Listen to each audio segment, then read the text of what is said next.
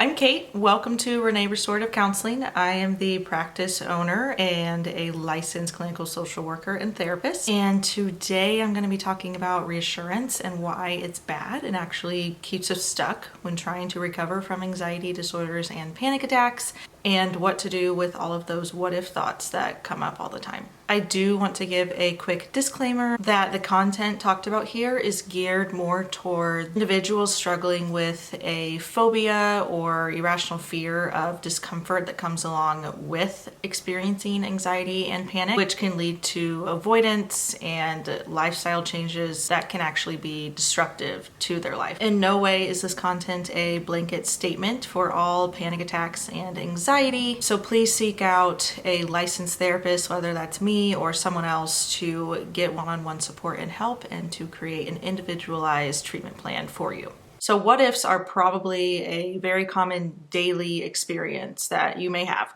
This type of anxiety, it's very common to have constant what if thinking. What if I have a panic attack? What if I go out in public and, freak out and get really anxious and don't know what to do? What if I can't escape when I'm feeling anxious? I don't have an easy out. What if I'm in a crowded area or with lots of people and I feel like I'm going to get sick? What if I get sick?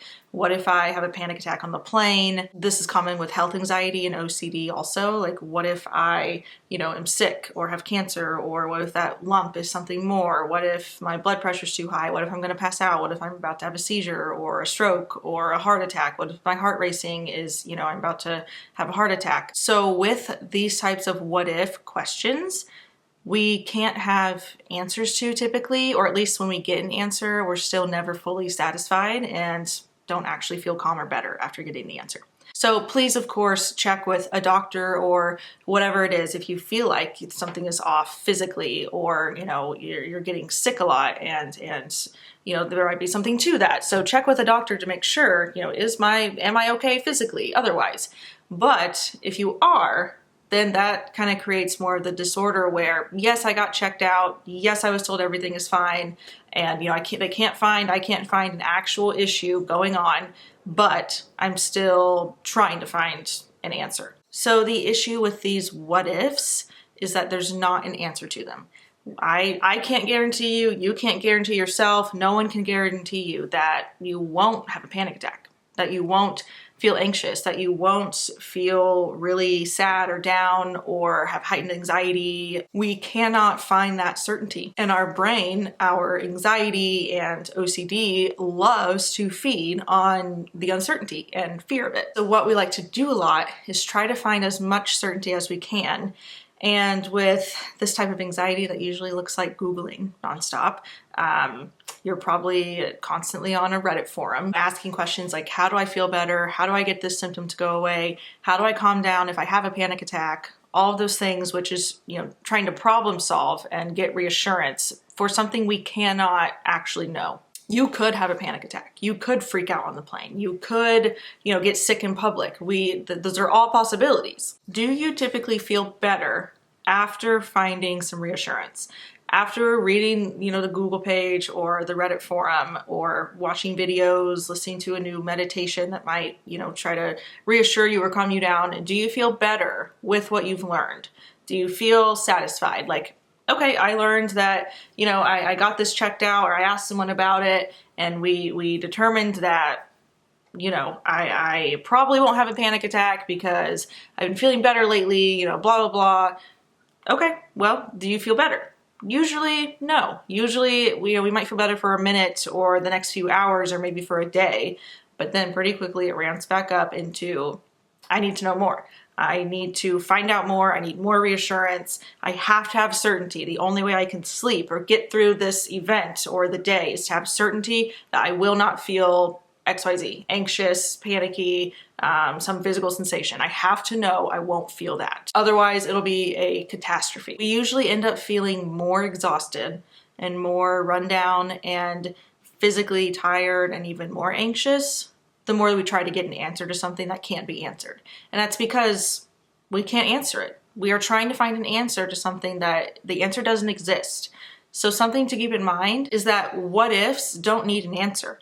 What ifs you can change around to just be a statement instead. So instead of saying, what if I have a panic attack, say, yeah, I could have a panic attack.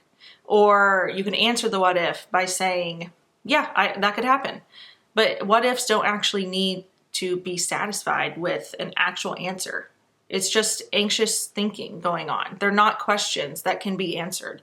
So always remember, what ifs, you can't answer a what if. And the more you try, the more, like I've said before, it's like you're punching the air. You're just going to be stuck doing it forever. So instead, interrupt the what if with a period. Like, what if I freak out and feel really anxious and, get sick? Yeah, I could. Yeah, that could happen, period. Okay, back to what we're doing. And that's something that you will probably have to practice so many times over and over and over. But eventually, as you practice it, interrupting the what if thought, letting it be there, just interrupting it and saying, yeah, that could happen, period. And shrug it off, give a posture of whatever with your body to it.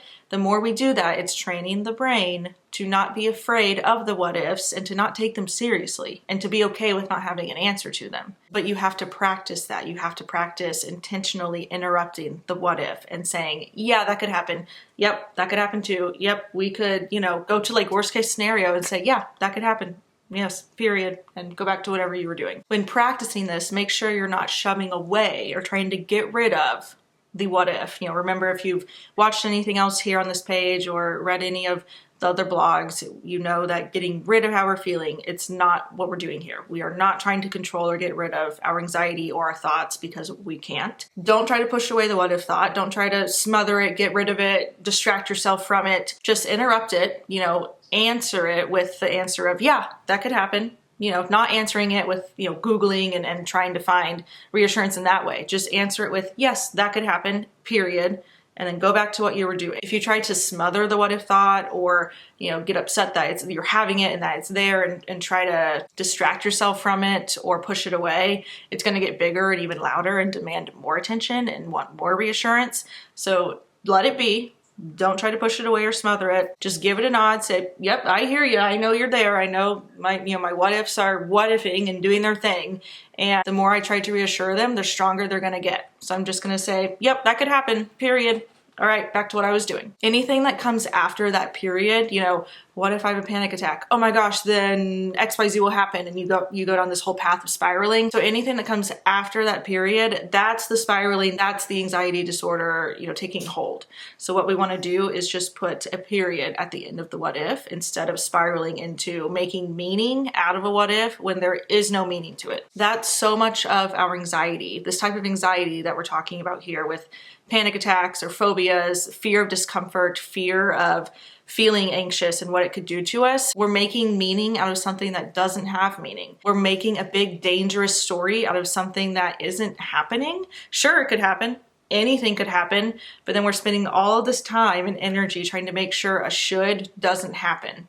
And you're just going to be punching the air over and over and over all day long. So you put a period at the end of the what if, bring yourself back to the present moment, and practice that all day long as much as you have to train and work with your brain to help it know it doesn't have to be afraid of what ifs. It doesn't have to answer them or spend so much time spiraling with them. But they're allowed to be there, and you can even laugh them off. Even saying, give me more what ifs. Give me more of a crazy thought of, what if this happens? What if this worst case happens? Beat your mind to the what ifs with your own what ifs. Make it worse. Like, tell me what else could be bad about this. What other bad things could happen? Joke with your anxiety. In this situation, that's something that could be great to do. Say, yeah, what if that does happen, and then that'll happen, and then we'll, get fired from work because we won't be able to come in because we're so anxious. Go down this whole spiral. Beat the what ifs to it. Just laugh it off as, yep, there's my mind. It loves to be, super creative with insane what ifs. And yeah, okay, it can do that. It can spiral as much as it wants. I'm going to go back to reading my book or talking to my partner or watching my show. Why? My what ifs just do whatever they want to do in the back of my mind. Because we know they're safe to have. It's a thought that's safe to be there, and it doesn't need an answer. And the more you try to answer and reassure, the stronger they're going to get. If you're interested in working more on this with a one-on-one therapist, I offer therapy online and virtually throughout the states of DC, Virginia, Maryland, Indiana, and Michigan. It's all fully virtual, and this is a lot of the work that we do, working on these skills in depth when you are scared to have a panic attack or to feel anxious, not because of the anxiety itself and the panic, but because of how it makes you feel, and that becomes the fear of how you're feeling on the inside. So that's the work we do here in sessions. You can click the button below this video to schedule a free consultation if you want to learn more, or you can email me. My email is listed at the bottom of this page, and I look forward to hearing from you.